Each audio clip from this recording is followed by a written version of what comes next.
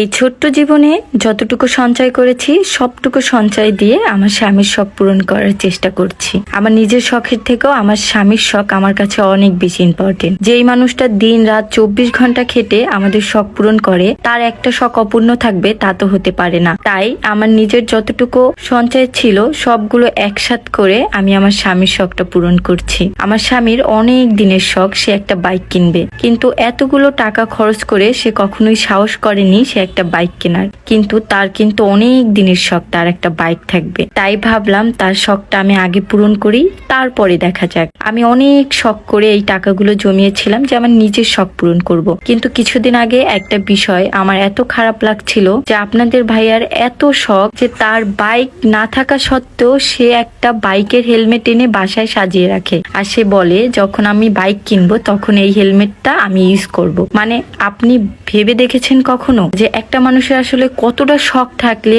সে bike না থাকা সত্ত্বেও একটা হেলমেট এনে সাজিয়ে রাখতে পারে? যাই হোক, তাই আমি আমার স্বামীর জন্য একটা বাইক কিনে ফেললাম। এই বাইকটির নাম হচ্ছে সুজুকি জিক্সার। আপনাদের ভাইয়া যে হেলমেটটা বাসায় নিয়ে এসেছিল সেই হেলমেটেও আমি লেখা দেখেছিলাম সুজুকি।